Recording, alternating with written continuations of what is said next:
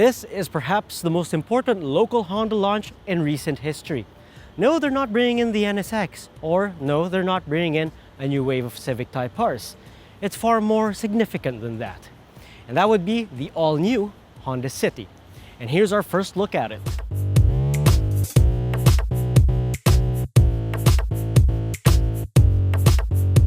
The 2021 Honda City is totally new from ground up, from bumper to bumper, I feel you. And they've even revised the entire model range. The base model is the S, the mid-spec is the V, and this RS is the top-of-the-line model. So what you get? Well, you have gloss black trimmings above the headlight and the grille, and the RS gets, of course, an RS badge and a honeycomb treatment on the grille. Also, the RS is the only variant in the new City range with LED fog lights and LED headlights. But what about the S and the V? Let's take a look at those two. Now, this silver one is the base model S, and this gray one is the mid-level V.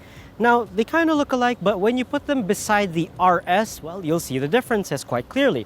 So you have these silver trims above the headlight and the grille itself is different from the RS, employing regular slats over the honeycomb in the RS. Also, the fog lights have been deleted here, but they do retain their daytime running lights for both the S and the V variants.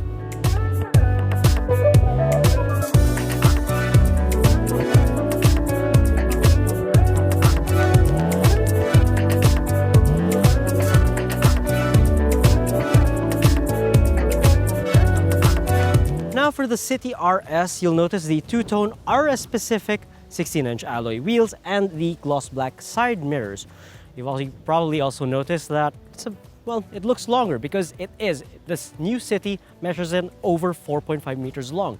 The previous generation, it's about 4.4 meters long. So we've covered the RS. What about the S and the V? Now the differences between the S and the V can be determined in three parts: the wheels, the turn signals, and the door handles. Now the S has 15-inch alloy wheels, fender-mounted signals, and body-colored door handles. While the V, the mid-spec model, comes with 16-inch alloy wheels, door mirror-mounted signals, and chrome door handles.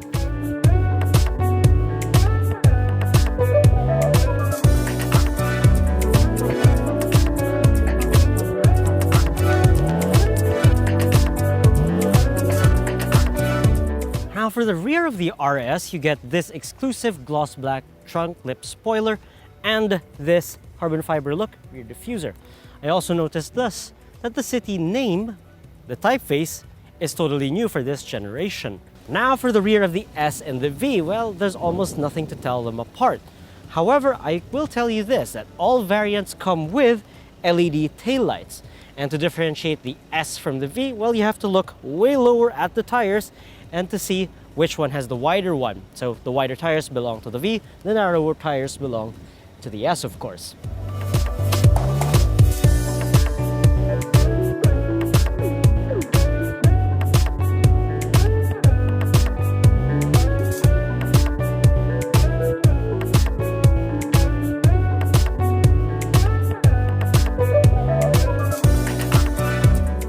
Up to the RS, and it's a more sporting theme in here. So you get red stitching on the door panels, and also you get softer paddings on the door cards.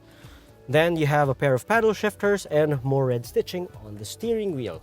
More red stitching can be found on the dashboard and on the seats. Now, speaking of the seats, it has suede, cloth, and leather trimmings all in one. And also exclusive to the RS, a pair of USB ports over at the back.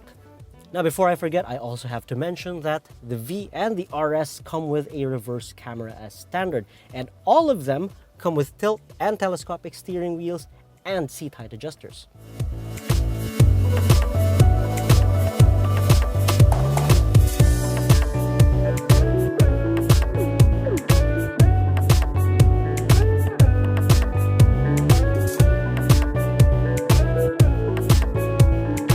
Under the hood of all these three models is still the familiar 1.5-liter iVTEC engine. All three make 121 horsepower and 145 Newton meters of torque. And all of them, well, they shift with a continuously variable transmission. But for those who prefer to row their own, well, the City S is still available with a manual transmission, a 6-speed manual to be exact.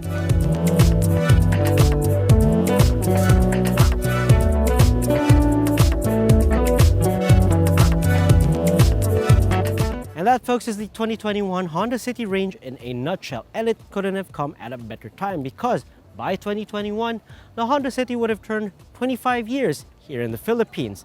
And we expect nothing but good things with this trio. Will they deliver? Well, that's what we'll find out soon.